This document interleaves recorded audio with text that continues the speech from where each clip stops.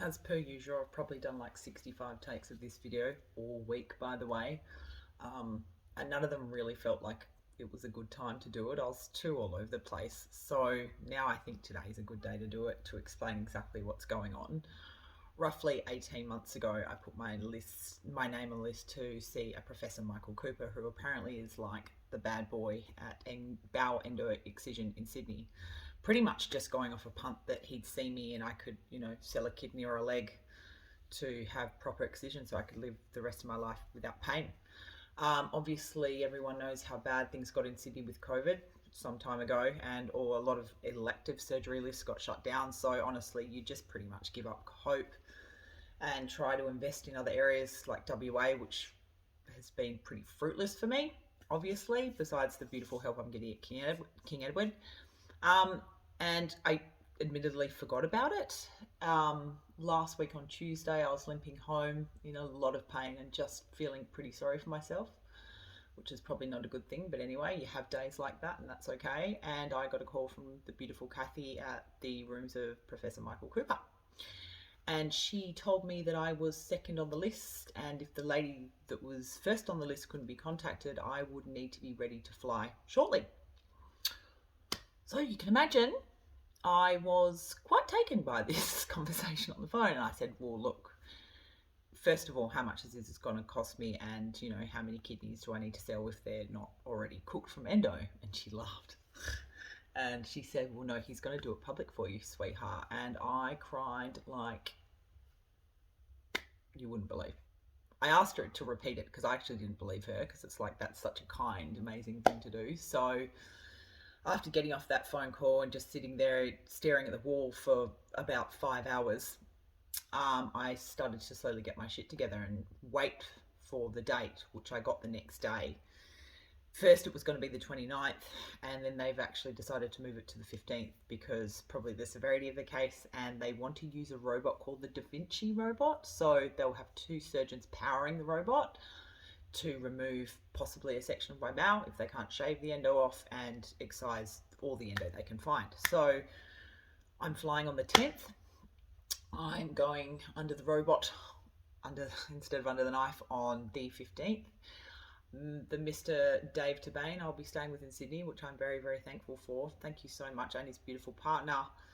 And I don't have a return flight home yet because they haven't really told me when I'll be allowed to fly. So there's a lot of nerves. It's been a very tumultuous time for me and my partner and Brooklyn and my business and the people I work with and my clients. It's a pretty big deal, but I have to kind of like, I've got to roll. I got to do it. This is a huge opportunity. Yes, it's scary.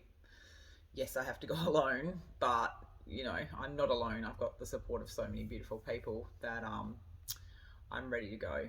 I'm ready to do it. It's been a long time coming, and it just really feels like good karma. I don't know if any of you guys believe in that, but I've really put it out to the universe. I've done a lot of work. I help a lot of people. I help myself, and this is finally my time. So hopefully I get on the plane with no dramas on the 10th and fly there and everything happens. Yes, it's going to be painful. Yes, I could wake up with a bag. Yes, I may wake up with other organs gone, but you know what? Like, if I can have my life back and not have to sit down every hour because I'm so exhausted. I mean, we are really dealing with a whole body disease here. People do call it a benign cancer because it's a motherfucker of a disease. It hurts. Like, my mobility is so limited now. My back, my legs, there's women that end up in younger than me with walking frames. So it's progressive. So I'm glad we're getting it now before shit gets any more serious. So after a weekend of eating like an absolute pig, I'm going to start a simpler diet this week because obviously I've got to start prepping for bowel prep, which is probably going to be like bowel prep on crack, because I've got to be empty and all the bits. So it's literally poo time. Excuse the gross words, but it's pretty true. I don't know who else has done a colonoscopy, but it's not a fun time. And then when I'm able to fly, I'll fly home and recover and pray to the gods that this is it. But yeah, I think it's worth going over and worth giving it a go. I'm nervous to leave my daughter. I'm nervous to leave my partner.